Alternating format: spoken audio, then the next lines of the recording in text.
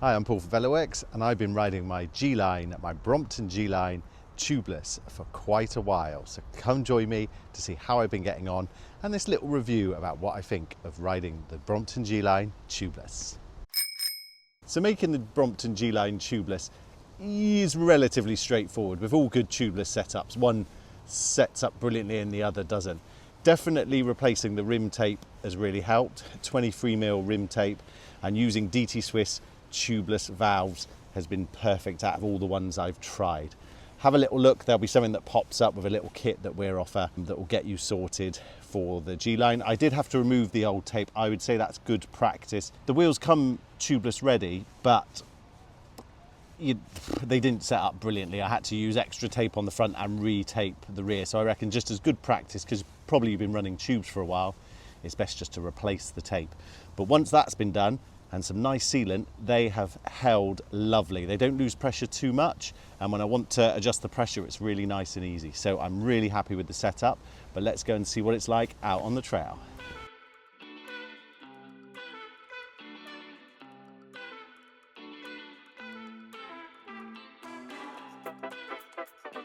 So what pressures do I usually run tyres at? Well, I'm always a bit on the higher side. So for the Brompton G Line tubed, I'd always go around 40, but with it tubeless, I don't go above 35. The other day, I think I was at 15, 20, just cruising to work, and it feels really nice. There's an initial stability when I did it tubeless, especially the back. Let's talk about the front first. The front has always been very planted and more shock absorbing having it tubeless.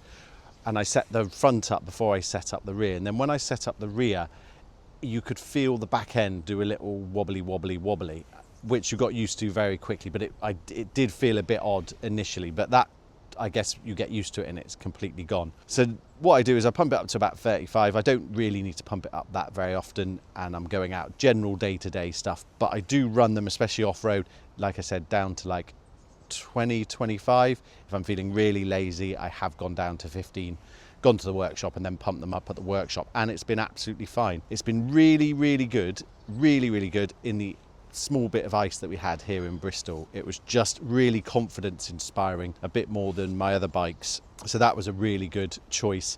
And it just feels as though it grips anything. So whether it's urban decay, let's say on pavements that are really rough, roots or rocks, it is really good. I probably haven't tried it as much in the dry as I would like, but so far, so good. So let's continue going for a ride, and I'll drip feed in some great things that I love about this tubeless setup.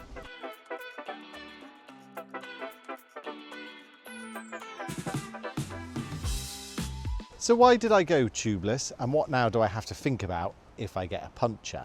So why did I go tubeless? I went tubeless because I just thought it'd be a nice addition for the bike, give it a little bit more suspension kind of qualities, and just I've been taking it a lot off-road, and I just think it would add to the kind of riding I do here around Bristol. So those were the main reasons. It also makes some nice content.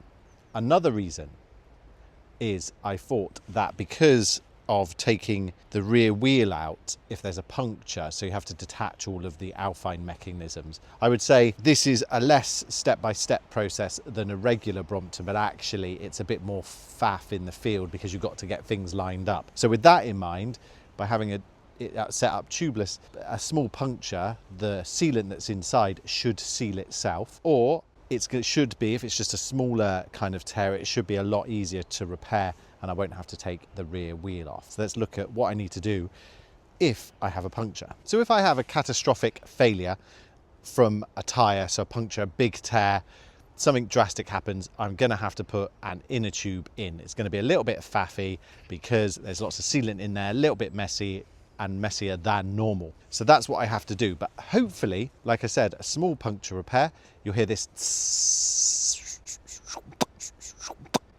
and that's the noise that I've heard it make on previous bikes, and it's the sealant getting to the little air hole just to seal it up. If it's, say, a medium type situation where the sealant isn't plugging it or sealing it, then I've got this little device here, which is a Park Tool TPT1, and it's got these little plugs. And what I do is I take these little bits of, I guess, rubber or whatever material they are, and I put them in a device and I push them in, and then that should seal it nice and good. So overall, if it's not a catastrophic one, it should be easier to manage. So I think you can tell by now that I really like the tubeless setup on the Brompton. I've been really impressed with the tubeless setup on the G Line. Really like it, and I'm going to give you 3 reasons as to why I like it at the end. But let's go hit the trails. I've lowered the pressure. Let's go hit some trails and see how I get on with this nice tubeless cushy setup.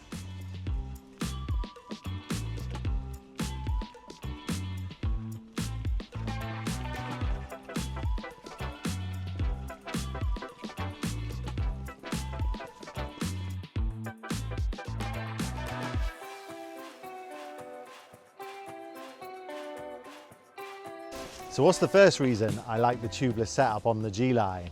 It's because it's so comfortable. I found this bike comfortable to begin with once I changed the handlebars, but it's even more comfortable, especially on nice trails like this.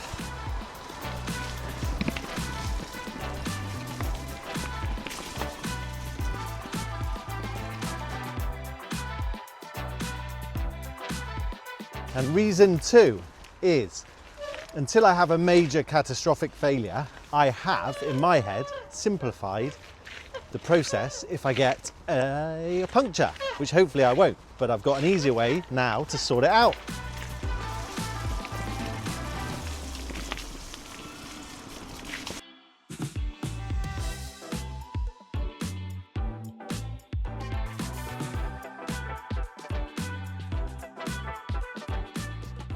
And the third reason I love the tubeless setup is the tunability of the tyres. I can now set the pressures to what conditions I'm riding in. Am I riding on the road, off-road, gravel, single track, icy conditions? I just love the tunability of these tubeless tyres.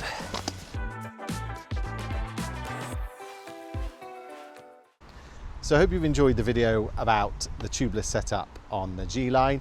I really like it. I'm not going to do anything else other than have this bike tubeless. It works really well, especially with the valves and the DT Swiss rim tape. Would you go tubeless? Let us know in the comment sections. Obviously, we're just talking about the G Line. What do you think? Is it worth doing? Have I made the wrong decision? Let us know what you think. And if you like what we do, please subscribe, and thanks for watching. See you in the next one.